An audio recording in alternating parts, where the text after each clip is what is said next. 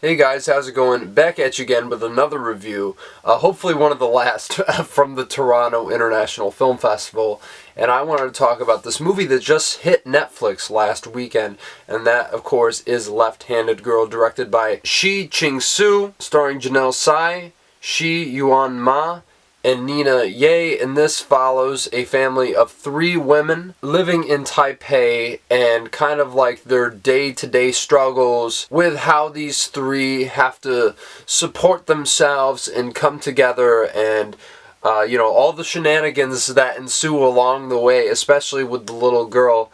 And this is a movie that I wasn't going to see at the festival because I knew it was coming to Netflix later this year, but I had time for it, and I was able to get a ticket. It was one of the few that I was able to get almost right away. And I also saw that Sean Baker was a co-writer on this, who obviously won Best Original Screenplay, Director, Picture, Editing last year for Anora. So, he's definitely coming off of a big career high. And it's great to see him re-team with Shih-Ching Tsou, who I believe co-directed Takeout with him, which I haven't seen but heard great things about. And so I was like, oh, this sounds like a recipe for success. It got good reviews coming out of Cannes, and I went into it, and I was really, really enjoying it for a good majority of the film. But, it's kind of one of those things that's like, okay, where are these beats going? Is this adding up to something? And let me tell you, by the end, it absolutely does, and delivers in ways that were so surprising, but also in a way that had such a sense of great follow-through and made sense for these characters and makes you think back and recontextualize the entire film that you just watched and how the story beats come into place. It's really such a beautiful and entertaining ride, and really, this definitely feels, as much as it is Tsou's film, there's definitely a lot of Bakerisms to be had, following the day-to-day life of these people who are kind of marginalized in society, especially the daughter who's a bit of a sex worker. He's always occupied with that subject.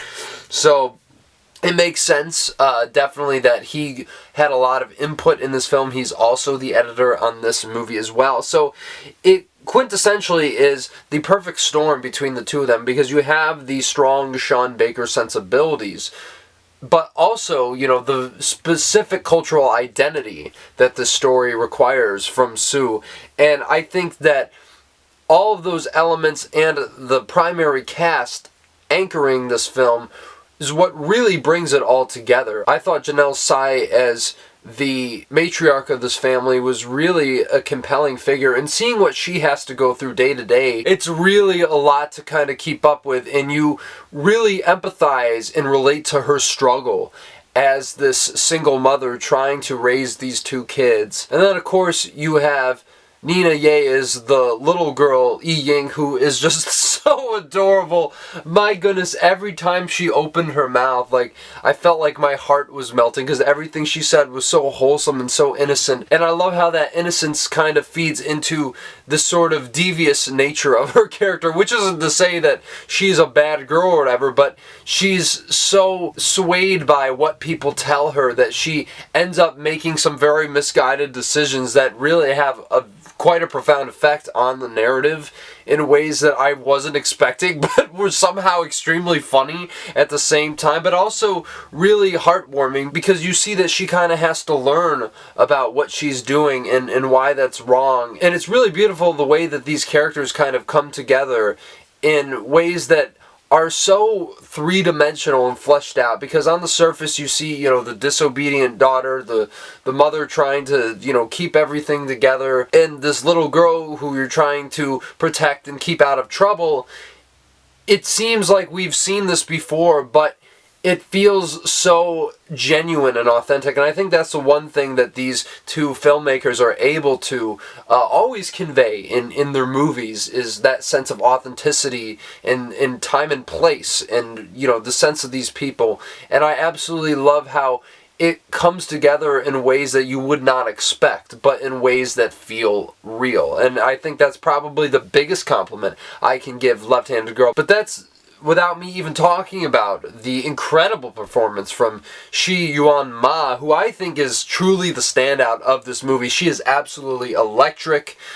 She's chaotic. She's sexy. She's everything that this character requires her to be, and just has such a great sense of spontaneity and unpredictability to her, and I was really drawn to her performance more than everyone else, and I think she gets the most moments to shine throughout the entirety of this film. I think probably one of the better leading performances of this year, if I'm being honest.